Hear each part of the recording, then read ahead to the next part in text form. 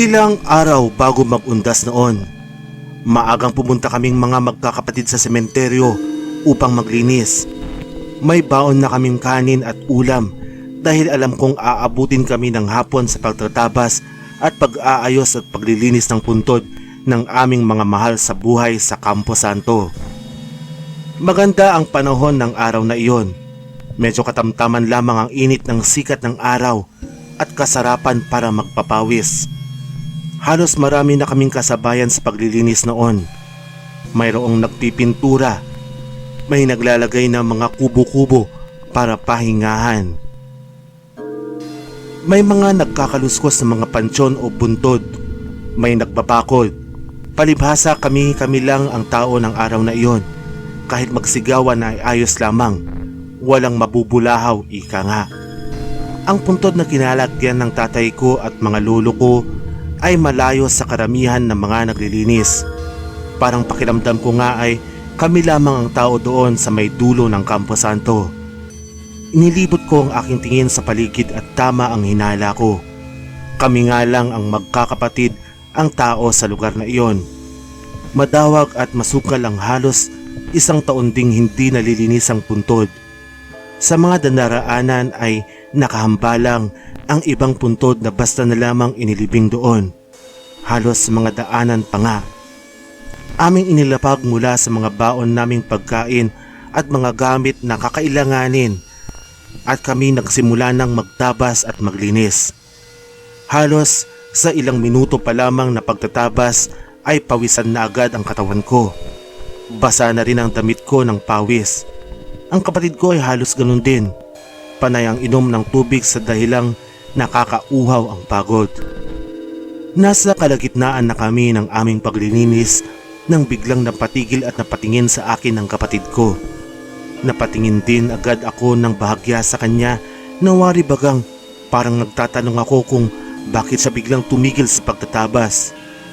Umiling lamang siya at muling ipinagpatuloy ang paggawa. Nang mapagod ako naman ang uminom ng tubig. At maya-maya ay ako naman ay napatigil at napatingin sa kanya. Nabahagya rin naman siyang tumingin sa akin. At waring napatangod na parang alam na niya ang aking nais na sabihin. May naririnig akong parang babaeng umiiyak na malapit lamang sa amin. Matinis ang boses at boses babae ito at parang nahihirapan sa pag-iyak. Noong unay madalang at mahina lamang ang nauulinigan namin, kung kaya't diretso uli kami, walang tigil sa pagtatabas. Binaliwala na lamang namin ang mga bagay na iyon sa dahilang gusto namin agad matapos ang aming ginagawa at makauwi na. Sa isang banday, totoong kinikilabutan at natatakot na rin kami. Masigit ang kapatid kong bata sa akin. Bandang mag-aalas 12 na ng tanghali nang kami tumigil at napagpasyahan namin kumain muna. At bago kami kumain ay sinindihan ko na muna ang mga tuyong damo mula sa mga tinabas namin. Nilabas ng kapatid ko ang baong pritong isda at adobong karne sa lagayan at tig-isa kami ng plato na kumain. Habang kumakain ay parang naririnig namin na may sumisit-sit sa aming dalawa. Kami lumingon ngunit wala namang tao. Dooy, medyo kinilabutan na ako. Medyo natakot ngunit hindi ko ipinapahalata sa aking kapatid. At ang ginawa ko'y kunento ko na lamang sa kanya ang buhay namin na sana kung buhay ang aking ama, ganito, ganyan. Noong unay, sumasagot-sagot siya at nakikipagkwentuhan sa akin. Pero patapos na kami ng kain ay napatigil siya at tumitingin na sa akin ulit. Parang nagtatanong kung naririnig ko ba ang naririnig niya. Ang pag-iyak ng babae ay parang nanunuot na sa tenga at balat ng mga oras na iyon. Nagmamakaawang pansinin siya. Naririnig din namin ang kulitan at tawanan ng mga kasabay naming naglilinis sa kabilang ibayo, kung kaya't medyo malakas pa ang loob namin ng mga sandaling iyon. Sa halos palibot ng malalaking puno ng akasya, ang Campo Santong iyon parang gubat na gubat pa talaga kung titignan mo. Sinabi ng kapatid ko sa akin na tapusin na lamang namin ang paglilinis at nagyaya na siyang umuwi. Ramdam ko na ang takot sa kanya ng mga oras na iyon at ako'y pumayag naman sa kanyang gusto. Pagkatapos naming makalaylay ay mga tinabas namin na damo at dawag, inipon sa isang tabi at sinindihan na ito. Halos mag-aalas 3 na kami nang makauwi sa bahay namin. Nagpahinga at naligo. Nang bandang alas 6 ng hapon dahil sa mas mahaba ang gabi sa araw at pagsapit na ng ganoong oras ay halos gabi na agad kung titignan mo, ay maaga kaming naghapunan.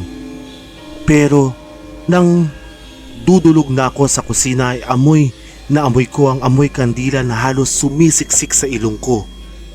Tinanong ko ang kapatid ko at ang nanay ko kung may naaamoy sila at lahat sila ay sumagot ng hindi naman.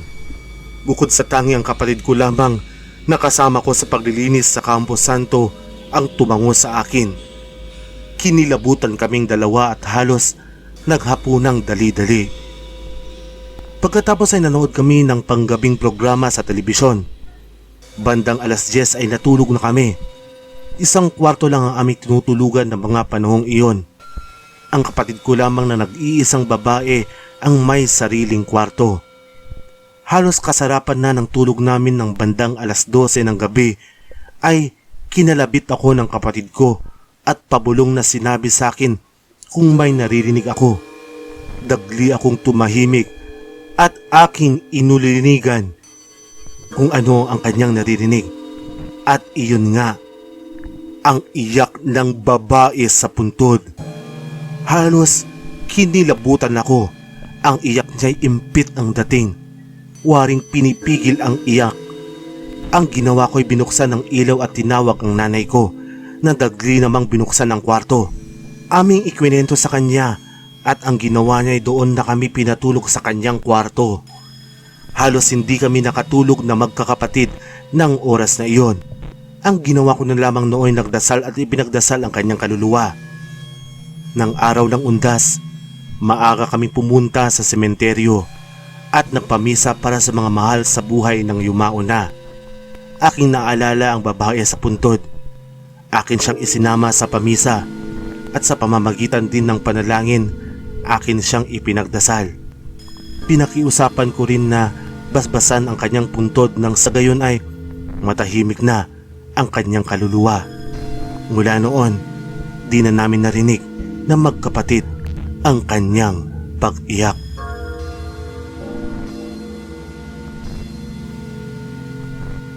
Kwento ito ng kaibigan ni Mama. Kwento lang din sa akin ito. Sa tingin ko, mga first year high school pa lang ako nung kwento niya sa akin ito. 9 PM nang kauuwi lang ni Mama galing sa inuman kasama ang kanyang best friend na si Ate G. Naalala ko pa noon, nanonood ako sa kwarto ko nung nakakatakot na movie translated sa Tagalog sa Channel 5.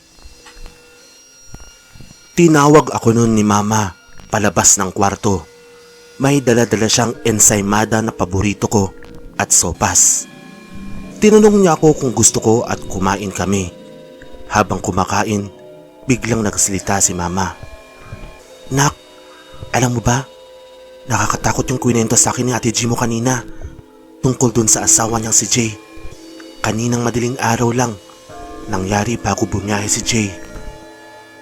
Taxi driver po kasi si Kuya Jay at madaling araw na siya bumiyahe. Kalimitan siyang umaalis ng bahay pagka 4 AM na para maagang makabiyahe. Yung bahay nila ay napapalibutan ng napakaraming puno ng kayomito. Ang bahay nila ay gawa lang sa plywood. Maliit lang at kakarag-karag na. Sa tapat nila mismo ay daanan at katapat ng malalaking kaymito na kapag gabi ay nakakatakot lakaran sapagkat napakadilim at parang malagubat. Ganoon din sa bakuran nila at likod bahay. Puro malalaking puno ang nandoon at malayo pa ang katabing bahay nila. Pagkatapos, tinanong ko si Mama kung anong nangyari.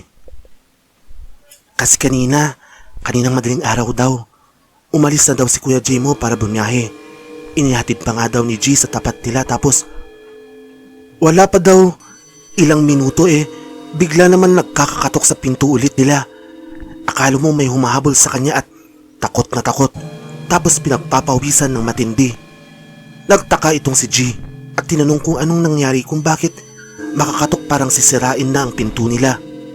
Binigyan daw ni G ng tubig tapos nang mahimasmasan, nagkwento na. Ang sabi daw ni J, nung pag-alis daw niya, naglakad daw siya papunta sa kanto. Sasakay sana siya ng tricycle.